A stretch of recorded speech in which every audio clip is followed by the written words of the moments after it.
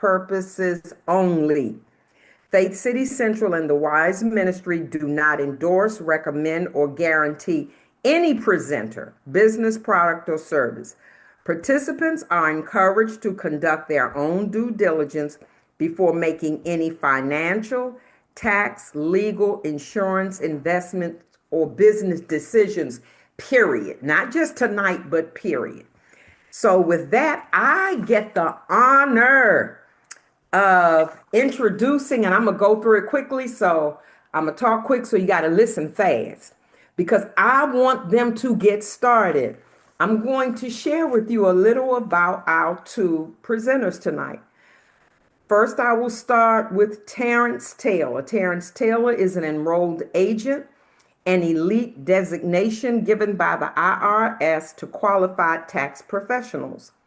He answered his calling, mission, and passion to help people reduce their taxes legally and perennially after paying $1.85 million in taxes.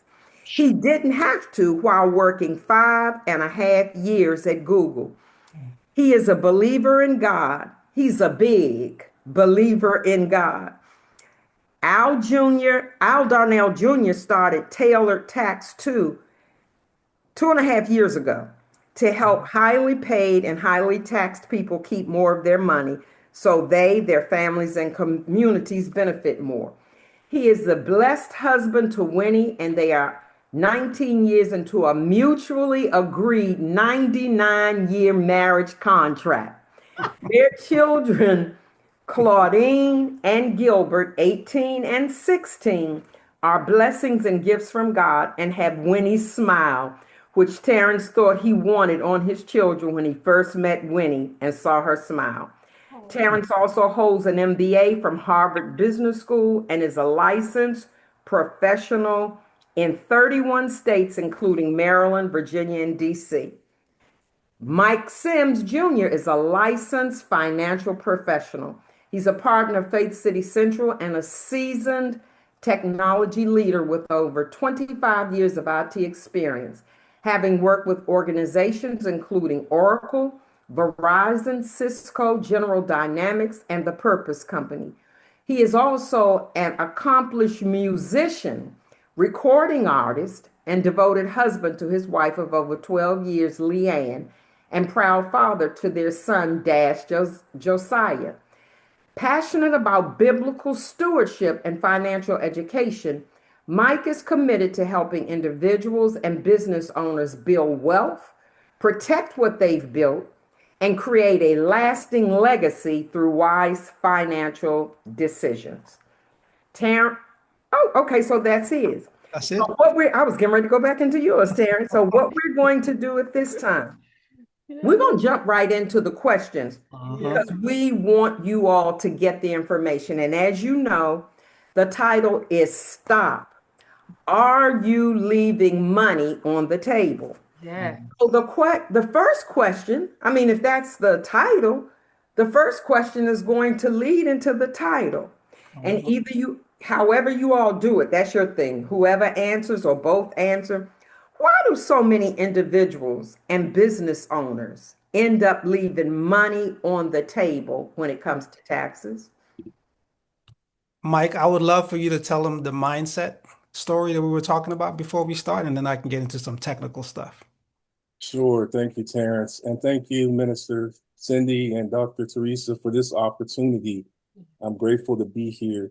So, as far as the mindset piece, there's a fixed mindset and a growth mindset. And as a tax professional or licensed professional transitioning from IT to financial services, I can say that there's levels to this understanding. When I first started looking, like really paying attention to how much taxes I was paying biweekly as an IT professional, one of the things I shared with Terrence was that um, I just thought this was just something that you just have to endure. It's like really nothing you can do about it. You know, I eventually labeled it as rich people problems. I was like, okay, I'm paying all these taxes every year, but I don't really know if there's anything that I can do about it. And I used to be a full-time student of YouTube University, where I would just look up videos and try to find, different things that could educate me on certain topics. And it was just overwhelming. It was overwhelming, not really knowing who to trust or what's true, what I can, if there's anything I can do about it. Then you would see like all these different solutions, but like not really 100% confident in what they're saying and how to do it. They were good at kind of describing the what and the why, but not really showing you how you can pay less in taxes legally. And Okay. so I think for me, the biggest shift was shifting to a growth mindset that there are things that I can learn um, to help me Mm-hmm. pay less in taxes. Mm-hmm. But it was a journey. It started as a decision that I had to make that, okay, Gotcha. this doesn't have to be overwhelming or hard. Um, and in this time age that we live in, there's just so much available to us now than ever before. But Terrence is part of that process and the journey that I started a couple of years ago. So from what you're saying, Mike, the first thing is it sounds like information gathering. You've got to gather information in order not to leave the money on the table. Mhm. Mm-hmm. Okay, Teresa, you got a question? Yeah, I want to hear Terrence. Terrence wanted to add Okay. add to Yeah, that. so thank you so much. First of all, Dr. Cindy and Teresa, I appreciate the opportunity to be here with y'all. And as my boy Mike just shared with you, if you think about it, I think about it in music, right? Lauryn Hill has one of the best, dopest albums ever, The Miseducation of Lauryn Hill. This is the miseducation of folks when it comes to taxes. So the reason we leave money on the table is because we've been lied to in terms of what we can and cannot do. Mm. Many of us believe that we're supposed to, like Mike, take what the government tells us is our tax bill and then also pay them extra if they tell us to. So I want you to imagine this. There's a partnership that you formed without knowing it. And your silent partner says to you, I'm going to tell you when you got to pay me. I'm going to tell you how much you got to pay me. And I'm going to basically take that money first before you see it. Have you ever entered any partnership like that before in your life? Mm-mm. Not willingly. Legally, exactly, right? Not knowing, right? Legally, you're allowed to say to your partner, hold up, back up, hold Mhm. up a second. Yeah, I'm going to tell you how much you're going to take. How Mm. about that? I'm going to tell you when you can take it. How about that? And I'm going to stop giving you tax-free and interest-free loans that you only give me some of back when you quote unquote give me refunds. So mindset is one, but education is another critical part. And Yeah. if I can tell just a quick story, Mm-hmm. one of my favorite people from when I worked at Google is a good friend of mine, and he's also a Mike Fine. We got to know each other really well, and we were sharing some life journeys, and um, he ended up making it to VP level at Google. And one day after I got into this space, I called him up. I said, "Hey, how you doing on your taxes?" And he says, "No, I'm doing pretty well." I was like, "Well, we're boys, so why don't you just share a little bit with me, like what is well?" And he showed me that out of his 2.5 million that he was making, he was paying 1.1 million in taxes. Wow. Mm. And this is a community of faith, so I'm not going to use the words that I use, but he's my boy, so I abused him properly. I said, "You are a D double assets because you don't have to do that. Let me show you what you can do." So after we went through specific steps, such as, hey, start a side business. He already had a rental property. So let's turn that into a side business. Start a side business and you can Mm-hmm. deduct from your income. And we helped him to deduct up to 313,000 just from that one thing. Mm. Second thing, like most of you, You are a person who gives. Let me show you how the government incentivizes you to give. If you give correctly, you can Mm-hmm. actually get up to 60% of what you earn reduced from your taxes. So we then structured how he gave, and he got a 60% deduction on what he had to pay Mm-hmm. taxes on, just from those two things. And then the third thing is with your real estate business as well. Let's Mm-hmm. help you to figure out something called depreciation, which we all should show appreciation for, because what the government says is, hey, you can take an expense that you actually don't spend any money on, but you can treat it as if you spent money on it. So from those three steps, we brought his tax bill down from 1.1 million to 257,000. Whoa. Guess his reaction. He Mm. was angry. He was frustrated. But at the end, like Mike, he felt empowered that he could start this journey of learning how not to leave money on the table. That's Got so good. Oh That's my Over goodness. to good. both of Yeah. you. Ooh, that Okay. was so good. I'm taking notes. I know I'm supposed to be listening and leaning in. I'm taking notes right here. So what I hear is one, what Mike shared with us is about the mindset, shifting our thinking around, this is the way that I have to accept this. No, no, there is, listen, what Apostle always share, when better is available. Come on, we go after it, right? And then the education piece. Side note, if anyone has a question, we had several people that just joined. If you have a question, Tremaine Moore is our tax solutionist as well. So he will be answering your questions in the chat. If you have a question, feel free to type it into the chat. Now, you all mentioned also about education, right? What's maybe one or two sources that we can lean into before we go to our next question as it relates to the education? Like, where should we be looking for in terms of our consumption? Yeah, there's so many good books. First of all, if you're interested in learning from people who have done it, one Mhm. of the most recent one is Be Smart, Pay Zero Taxes. And the author is a gentleman named Mark Quann, Quann, and he does a really good job of explaining the types of things that you can do. Okay. And for those of us who love our people, there's a brother on YouTube named Carlton with a K, I love Dennis Carlton. Carlton. So Carlton is true fact.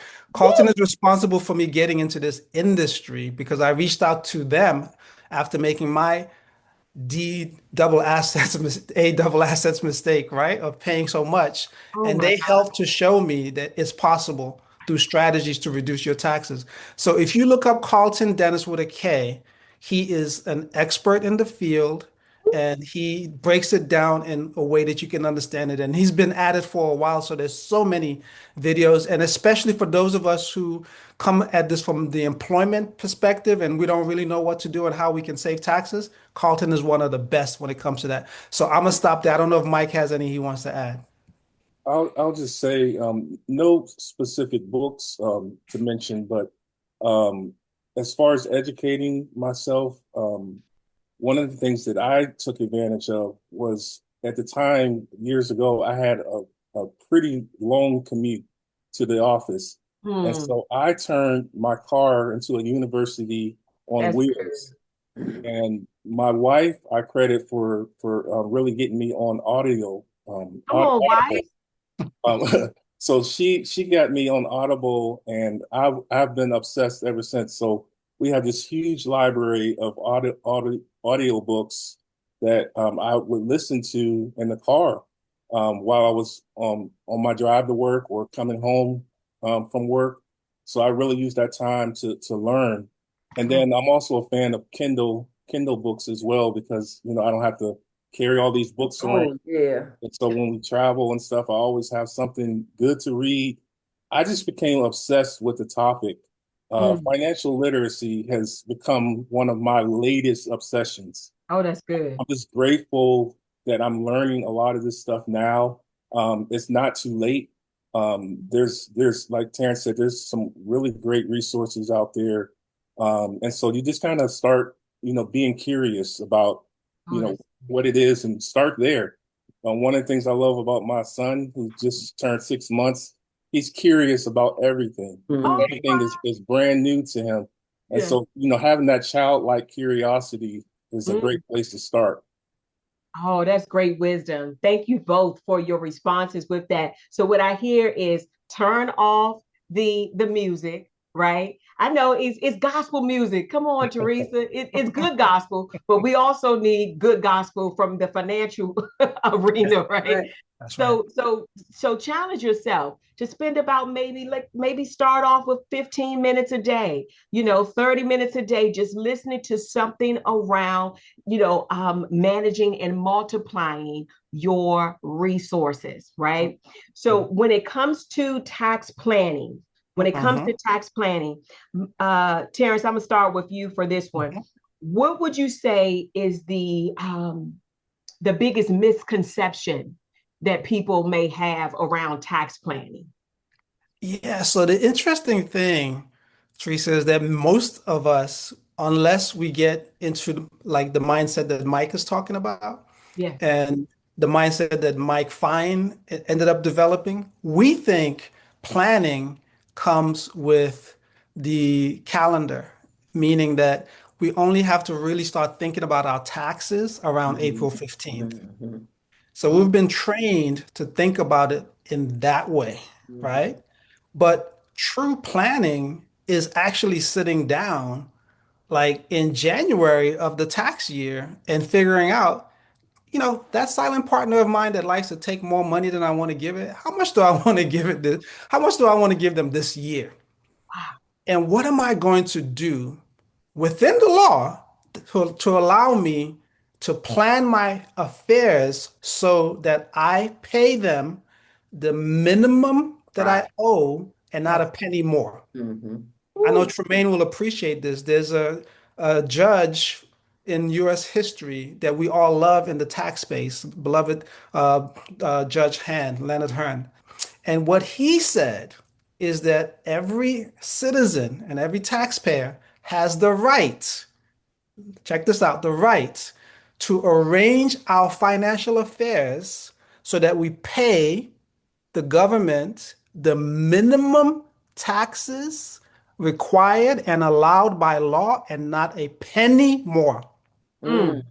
Not a penny more. Mm. But sadly, because many of us, when we think of planning, we only think of the calendar and we start thinking about it in February or March when we got to pay something in April. Guess Mhm. what? We've missed the entire window up till December 31st when we Mm. could have done some things to be very proactive Woo. and reduce how much we pay in taxes. Come on. That's good. That is That's so really good. good. So what we're Yeah. saying is now, what Terrence just shared with us, when we're talking about our goals for the next year, right? And typically, most of us do like around September, October of the current year for the next year. At that time, you should also be planning your tax strategy That's right. for 2027, right? That's Because right. what I'm hearing, Terrence shared with us, is that if you begin planning in February, April, what have you, you're too late. You're late, and you've already missed out on some potential opportunities to reduce your tax Mhm. debt. All right, Mike, what would you add to that? Well, I'm just gonna shameless plug here. I wrote this little song called Better Days, and Mhm. it talks about how your best years are in front of you. That's right. Mm, And this is where faith without works is dead. Mhm. If you're not strategizing about your future, come you're on. Mhm. not going to have those better days. And so I Mhm. think one of the biggest misconception is that there's a difference between tax preparation and tax strategy. Mhm. Tax Mm, preparation is the way I like to explain it is looking back. It's looking back at the history. Tax strategy is looking forward, looking ahead. And Mhm. so, as Terrence explained it, is that you don't want to wait until April or the tax season to start uh, planning your strategy. You want to be proactive. It's about being proactive and not reactive. Yeah. Mhm. So these better days that are ahead for all of us, available for all of us, it's really tapping into that strategy portion, and that is planning ahead. Mhm. Come on. Great, Come on. great, great. That's good. Woo. That's really good. I'm gonna jump into Jump what in. many people, Mhm. uh, so often people have thriving businesses, Yeah. but they have home offices. They work their Mm. businesses out. So we're going to talk. I want you all to talk a minute about home office That's deduction. right. There's Mhm. often a lot of confusion about home office deductions. Who can actually qualify for a home office deduction, and how does that work?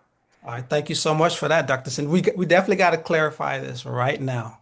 Okay. Tremaine, feel free to jump in and help out either on the chat or like if you got something to add as well. So first things first, if you are employed by somebody else Okay. and they pay you a paycheck, right? Right.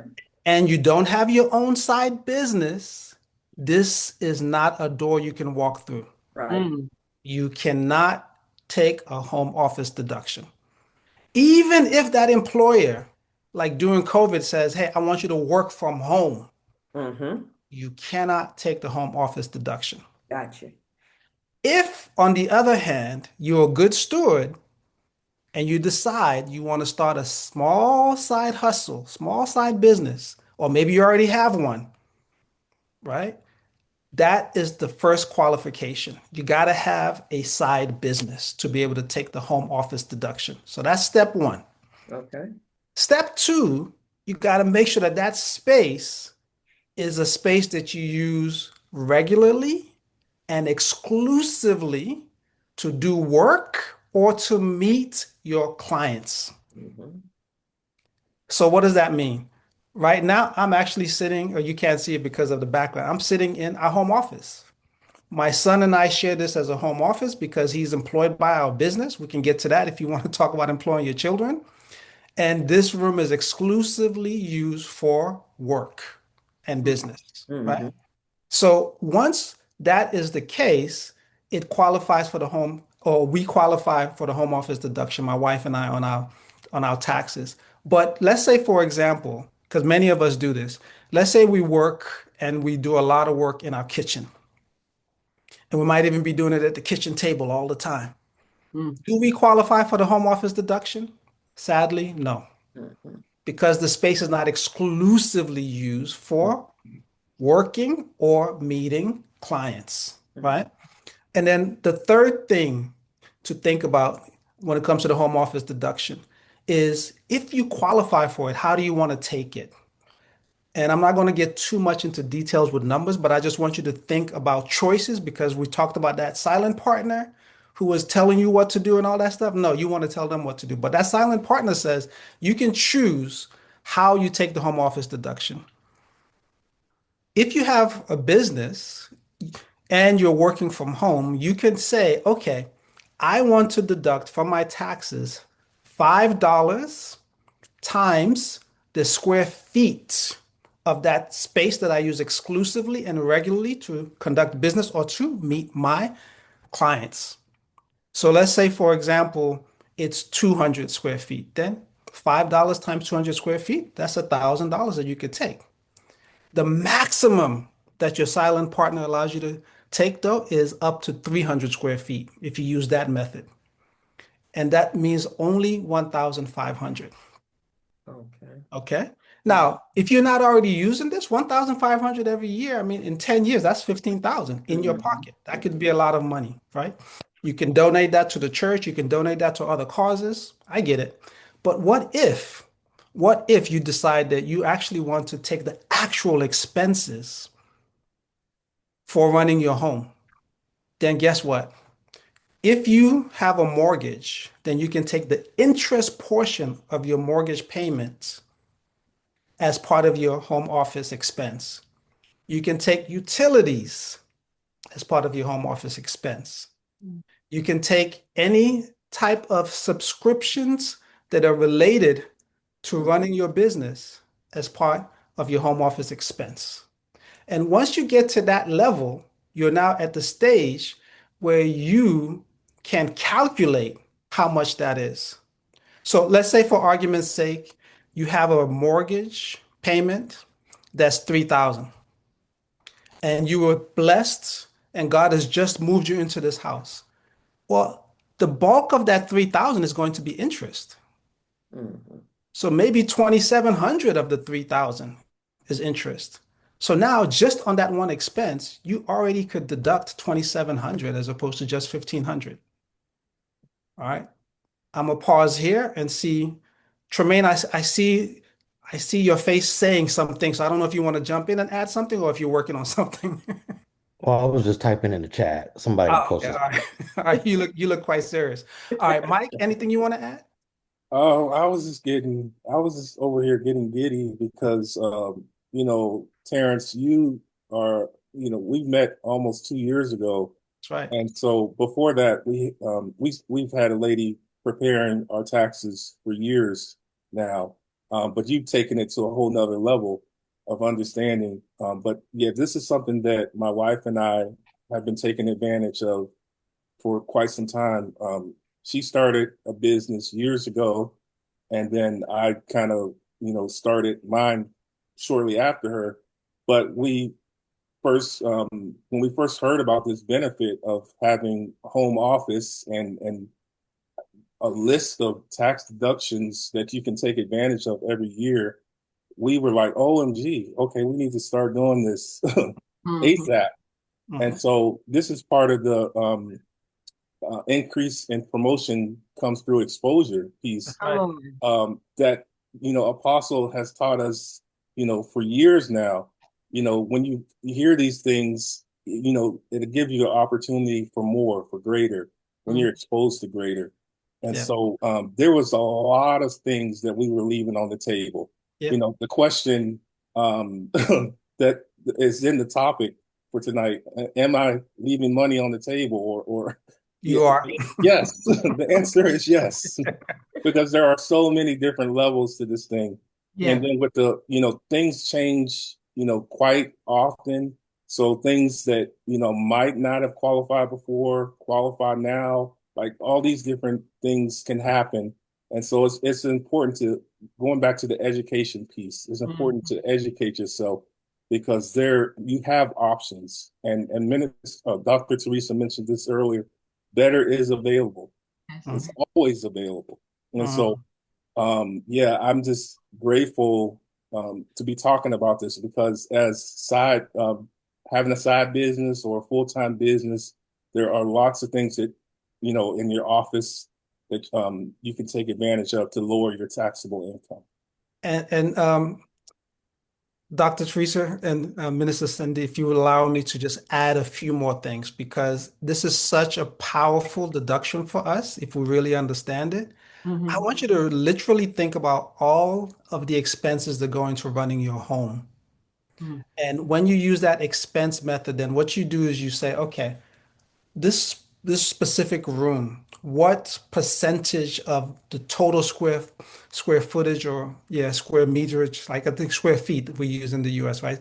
How, let's say for example, I have a house that's, I don't know, 2,000 square feet, and my home office is 500 square feet. Then I can take 500 divided by 2,000 as the percentage that I use for all the expenses for running my home. And I could literally go down and list all of the expenses I have. So let's say, for example, I'm blessed to have a lawn and I have some lawn care that's happening. That could be part of the cost of running my home. Let's say I have someone either coming in to clean, or maybe I have employed my children to clean. That's an expense for running my home. If I structure this correctly, I can even claim some of the grocery costs because if I use that food in my business, that's an expense for running my home and my home office, right? And so you could be as um, as expansive as you want to be within the law, and as long as you can justify that this is a genuine expense of running your home, then you can take that percentage in that case was, I said 20%, 25%, right? So you can take 25% of the entire cost of running your home as a home office deduction. This is a Good. very powerful, That's powerful good. deduction. Don't leave that money on the table. And don't be afraid, y'all. Don't be afraid because so many of us are afraid. We've been told, like, hey, be careful. If you take that as a deduction, then they're going to audit you. Mm-hmm. Mike made a distinction between being tax prepared and being a tax strategist. When Mm. you're a tax strategist, you understand that you got to document what you're doing. You got to have receipts for what you're doing. You got to have notes that are contemporaneous, meaning around the time that you did it. And you got to note the business purpose behind it. Once you have all of that in your pocket, if That's you right. ever get called by the IRS, you Mhm. can go and simply state your case. Mm-hmm. Yes. And people go all the time and they're able to tell the IRS, this is why I did it. And nothing happens to them. I'm case in point. So am I I. was audited twice. I was audited twice for my charitable contributions. And it Mhm. was not some stressful, I just provided the information. It was, Yeah, and we were done. that's it. And the representative at the IRS, she said, you know what, you are the nicest person that I've spoken to that That's has right. been audited twice. That's right. Because I know that I got my stuff in order. That's all you need. Oh, wait a minute. Elder Gary said you've been audited 3 times. Oh, oh my word. Yep. That's right. Yes, Yeah. yes. So we want to know how many of you are business owners. We just did a quick poll. Just type, just respond to the poll, yes or not yet, right? We want to know how many of you are business owners because this is such great information that you both are sharing. And as Mhm. they are responding, when we're talking about not leaving money on the table and business expenses and things that we could write off, what are like some of the top write-offs that you both have seen business owners miss repeatedly? Either their tax preparer or their Yep. CPA don't know, or Mhm. just, are rushing just to check the box to say, yeah, we filed your taxes, but they're not intentional about ensuring that their client gets the maximum benefits. So what do you see as, some of those ones that are missed repeatedly in terms of the write-offs? All right, Mike, do you want to go first or do you want me to go?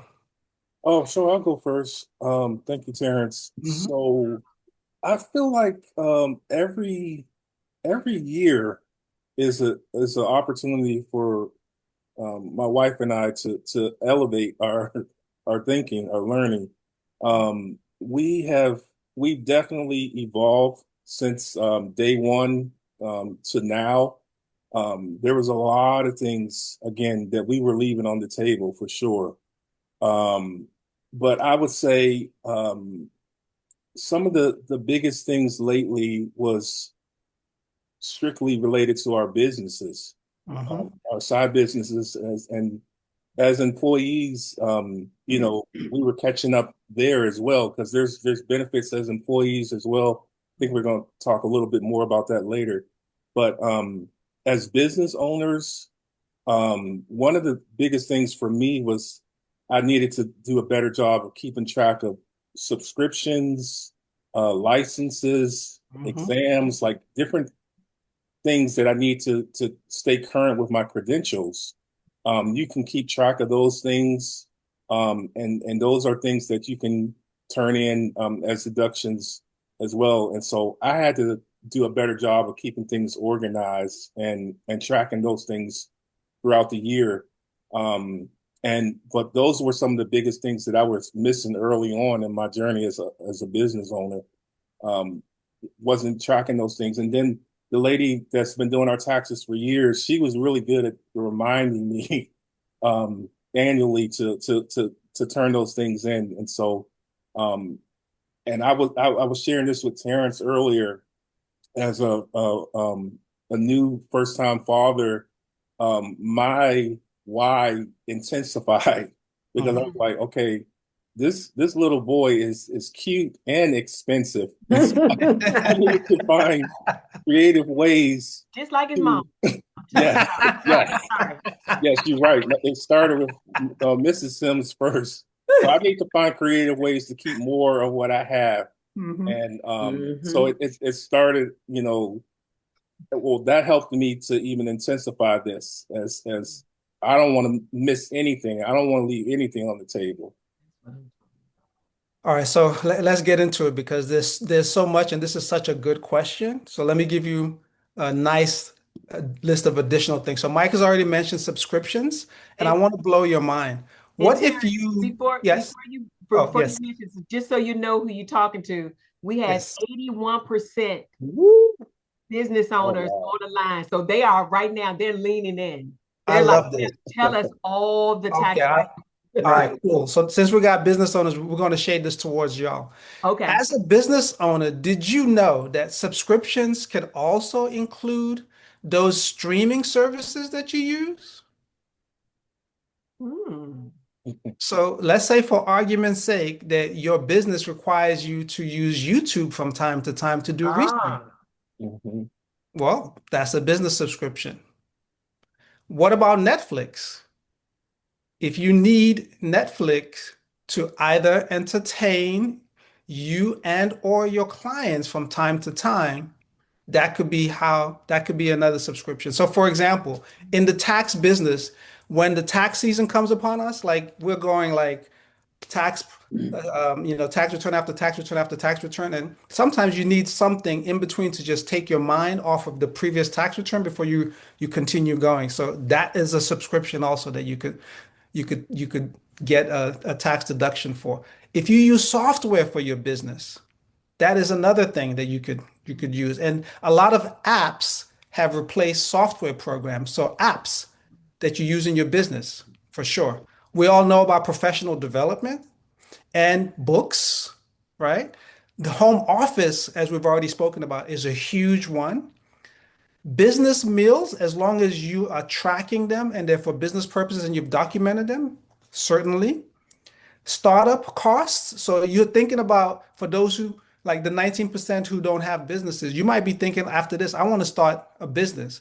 So from now on, any expense that's related to you starting that business, even before you start making money in the business, can go into what's known as startup costs, right?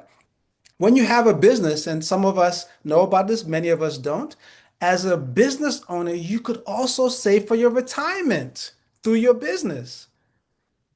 So once you have retirement plans, you can make that contribution, and now you can get a deduction on your taxes, and you can save towards your retirement.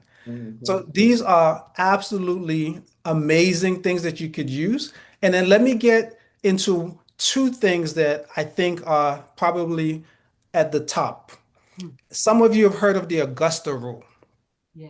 So that's where you're allowed to rent your personal residence to your business for fewer than 15 days a year. And as long as you and your business are separate, the business can deduct the rent and you don't have to report the income. So you basically get two benefits, right? But when you do that, you have to be doing this for a real business purpose. You got to document that you have charged a reasonable rate for the rent. So that means you normally have to do some type of comparison between how much a WeWork or if you're doing the 14 days as like maybe a retreat, a conference type retreat, how much a venue that would do that hosting of the retreat, like a hotel, will charge, right? So as long as you've documented that and you have actual meetings where you have the agenda and you have minutes, you've done it correctly, you've done it cleanly, you're good, right?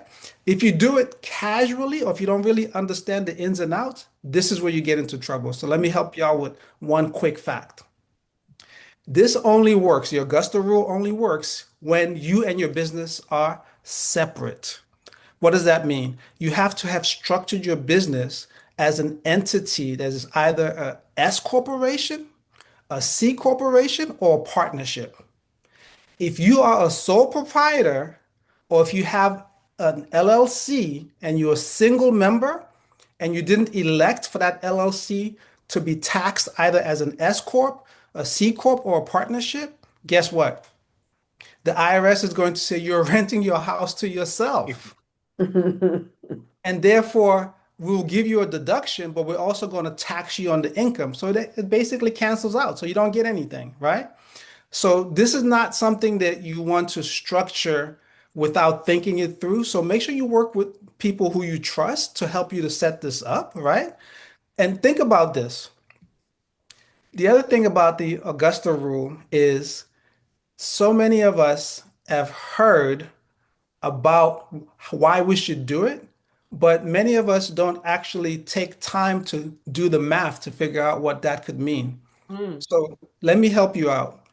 You all are in the DC metro area. I grew up in that area. And sometimes they're like really big events that are happening.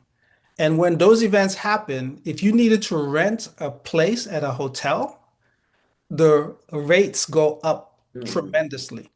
So if you can document that for the 14 days that you rented your home to your business, it was around those times where rates were crazy. Let's say like 1,000 a night. Ooh. That's like 14,000 that you can deduct, and that's 14,000 of income that you don't have to report. Wow. That's the Augusta rule. But let me tell you about one other thing. Have you ever heard of something called an accountable plan? I know the IRS loves these crazy sounding things. So it doesn't mean that you're accountable to someone. It just means the IRS has approved this as a way for your business, your side business, to reimburse you, the owner, for legitimate business costs that you paid personally. So what happens? The business can deduct it and it's not income to you, right? Most small S corporations have done the right thing by making themselves an S corp, but most business owners may not know about this. So this accountable plan is something that you write out and you keep it. So if the IRS ever wants to see your reimbursement rules, they can see it. All the big businesses are allowed to do it. So are you as a small business owner. I can go deeper if you want me to, but let me pause there. Wow. Woo! This is really, really, really good information. Where do we go from here, Teresa? But you know what? We had 81% business owners, 19% people that are, W-2 employees or whatever. What are some tax saving opportunities that are available to W-2 employees? Hey, W-2 people need love too, don't we? That's right. That is absolutely right. Yeah, don't leave the W-2s out. I was a That's it. W-2 before. I surely was as well. Yeah. Yeah, so W-2 folks, we still get some love. So one of the biggest ways the IRS loves on us is through our retirement savings. Mhm. So if you have your 401k, 403b, 457, TSP, all of those things are part of the tax code. And what they allow us to say is, hey, don't tax me today, tax me later, right? And give me the deduction up front, right? Mhm. Now, obviously, if you want a Roth for your retirement, then they're going to tax you today. But the good news is that they don't tax you later. So that's another way you get love as well. Okay. So Okay. that's one. The other thing is you may have heard of these like um, um, health savings account. Have you heard of those? Mhm. Those are really powerful, y'all. And I would highly recommend you think about it, especially if you have one of those, medical savings plans or medical aid plans that have high deductibles, because then you qualify for the health savings account. And that allows you to save money without paying taxes. You can invest the money and it can grow tax free. And as long as you take it out and use it for health related expenses, you pay no taxes on it. It's the only thing that's a triple threat when it comes to saving you on taxes. Mhm. And get this, because we're talking to business owners, if you plan yourself, well, we're talking to business owners, but now we're talking about W-2s. If you plan yourself accordingly and track your health expenses, do yourself a favor. If you can afford it, pay out of pocket. Don't dip into the HSA to pay. Mm. Here's why. If you leave the money in the HSA, now you've created a retirement savings account. that can also grow tax-free. And after you get to a certain stage, you're going to be in a position where you can take that money out and you don't necessarily have to use it for health expenses anymore, right? One thing though, to make sure that I keep you on the straight and narrow, because the IRS is all about rules. Mm. You can't have incurred a cost. So let's say you just went to the hospital and you had a huge expense, and then you go out and you get an HSA, and then you try to claim and reimburse yourself from the HSA. No, no, no. That hospital event and expense happened before you got the HSA. You can only use the HSA after. So please don't get yourself into trouble that way. All right. So those are two things that are really helpful for people who are employees. And look, the other thing you're trading off as an employee as well is you're trading off the guarantee of having income come in on a pretty regular basis from those of us who are willing to go out and struggle and hustle to try to build a business. And so the IRS does like to tax you. I ain't gonna lie to you. They like to tax you. And they don't give you as many ways to save on taxes as they do to a business owner. But at least those are two things that come to mind. And either Mike or Tremaine, I don't know if there's anything else you guys may want to add to it.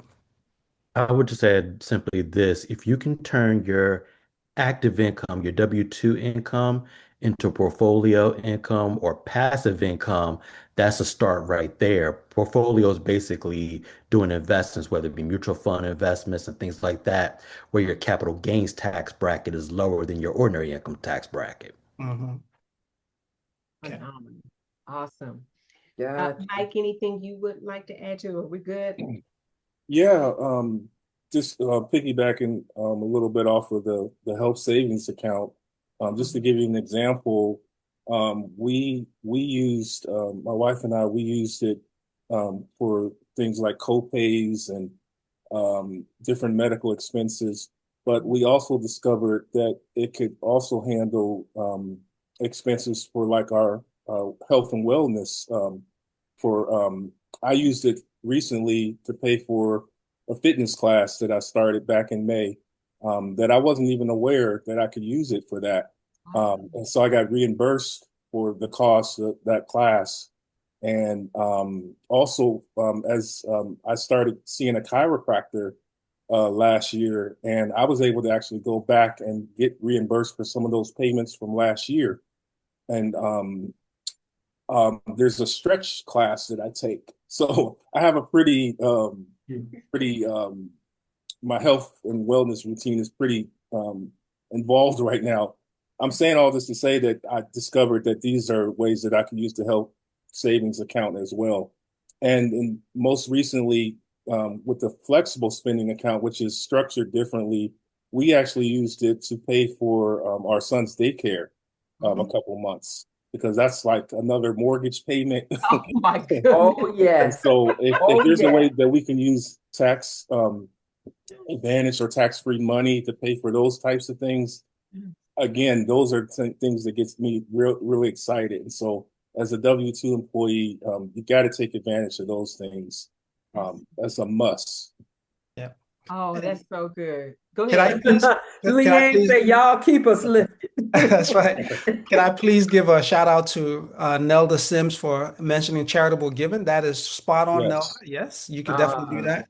And then Tremaine, thank you so much for mentioning the portfolio and the investments because that reminded me of something we call tax loss harvesting. So everyone is allowed to have a maximum loss of 3,000 on on your investments that you can claim in any given year. So that's another thing that's available to employees. Um, I saw in the chat earlier, if you will permit me, someone was asking for me to re-explain the 25% on the home office. Can I just quickly do Yes, that? yes, sure. absolutely. Okay, so think of it this way. It's math, and I know we all hate math, but it's basic arithmetic. So if you have a home office and you know the size of that space, then all you do is you put that as the numerator. And then you take the size of your home and you put that as the denominator. And whatever that percentage is, that's the percentage that you can multiply times all of the expenses that it costs you to run your home, and you can take that as a home office deduction. So the 25% came from me giving the example of, hey, what if I have a 2,000 square feet home or square foot home, I think. 500 is on the top, 2,000 is on the bottom. And at first I said 20% because I hate math, but like, okay, 25%, that is one fourth. That's where the 25% came from. Thank you for that. Thank you for that clarification.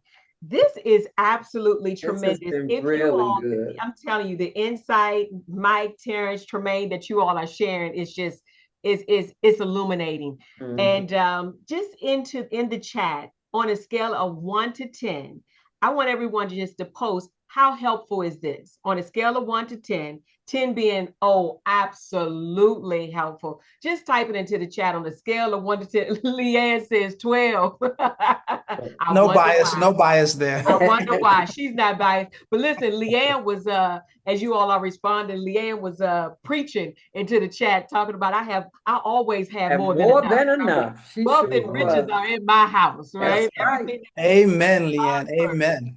yeah. So, okay. So this is helpful. Awesome. Awesome. Awesome. 100. Thank you so much. Thank you. Thank you. Thank you. All right, Minister Gina.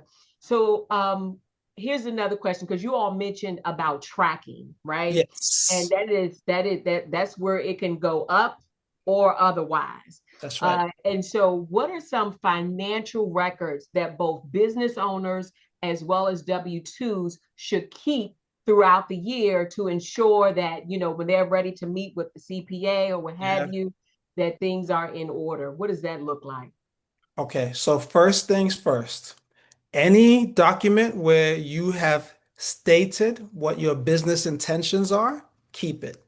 So if you're starting a business or you already have a business, let's say every year you come up with a strategy document for your business. You want to keep that. If you're ever audited, you want to be able to say, hey, this year our strategy is to expand into the rest of the world. That's why all these travel expenses have come up of me going to not just Fiji, but to French Polynesia. I also had to, go check out like Antarctica just to see if there was any customers there. And then I satisfied myself there were no customers. You get the picture. So you want to have any business documents that would be helpful. Obviously, any financial records that would be helpful. So bank statements, credit card statements, debit card statements. I guess that's similar to bank statements, right? And the other thing you want to do is help yourself out by, first of all, stop commingling your personal Oh, and your yes. business expenses, Mhm. and stop commingling where the funds are coming from for your business versus your personal. Let me put you up on a little bit of a game of how unscrupulous lawyers get people even who have LLCs. Because most of us know that if you get an LLC, you can protect yourself from frivolous lawsuits because the asset is protected. Until a lawyer says, wait a second, Mr. Taylor, we noticed that you have this LLC, but you've been spending money to take care of non-home office deductible expenses from your LLC. So that means you've commingled funds. So that means that this is no longer an LLC that can protect your business and its assets. So that means we can actually go after your asset, and whether that's a home, a business, or whatever it is. So please help yourself out. Keep those records separate. Separate them. Okay. What else would be helpful for you to have? Many of us don't think about this until the IRS audits us and asks us a very impolite question. Hey, Mr. Taylor, we noticed that you took the home office deduction and you added depreciation to that because you can, by the way, right? Mm. So when you take the home office deduction, you're allowed to say, my home is worth, I don't know, 500,000, and I'm able to deduct it over 27 and a half years. So I'm able to deduct, a few thousand every year. And if I've been taking that for 10 years and then I sell my house, then the IRS actually wants to do something where it helps me to help it to calculate how much of that depreciation it can take back from me. I'm not going to get into the technical aspect of that, but the reason why you want to keep records about your home and other assets that you are allowed to deduct depreciation from your taxes is you want to be able to show the IRS the basis, because that's the tax term that they use to use valuation.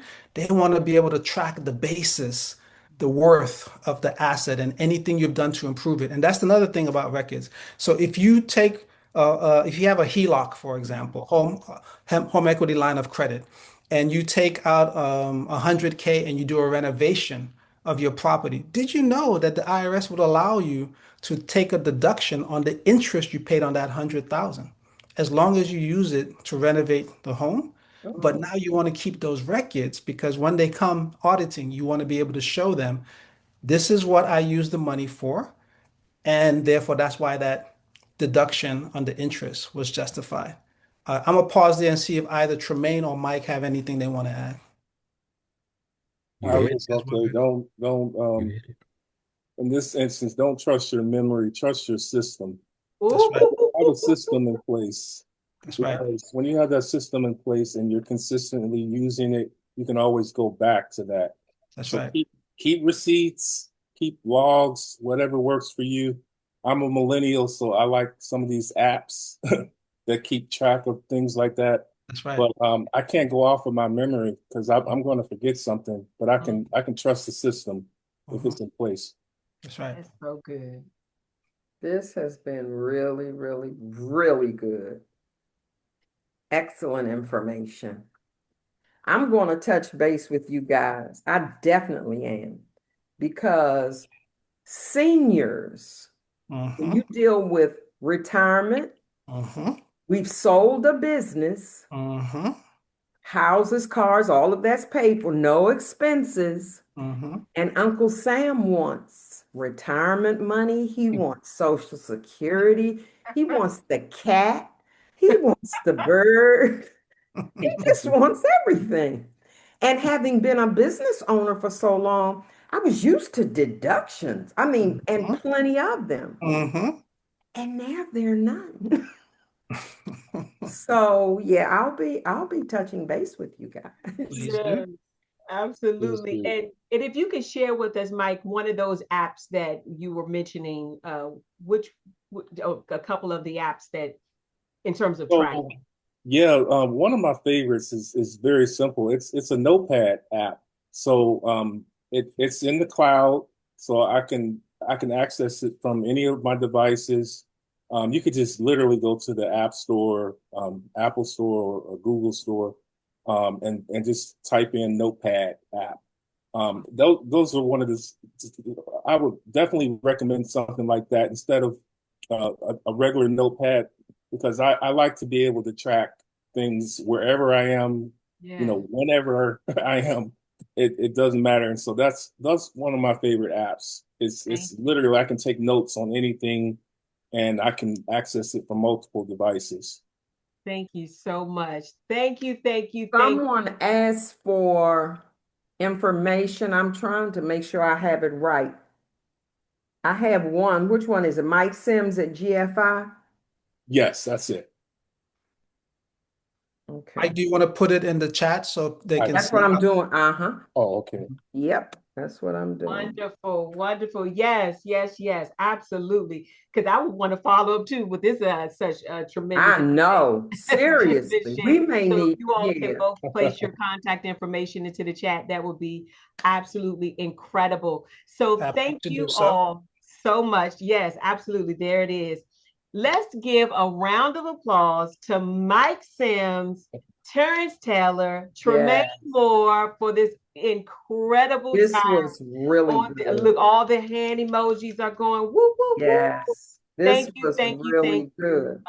Yeah, we can definitely tell that this is your area of discipline for sure. Mhm. So thank you all so much for sharing with Faith City Central. The Wise Ministry appreciates you and all that you have sown into our lives on this evening. Bible Promises Return. So, anything else before we wrap up, Cindy? Anything else? We're good. We're good. Nope, I think we're good. All right. Well, thank you all so much again for joining. We can tell by your responses that this session was indeed impactful. So we will see you at the next one. And of course, we'll see you on Sunday at our one service on Sunday, right? 10 a.m. at our Temple Hills campus, as well as our Be More campus. We will see you there. Special breakfast for the partners.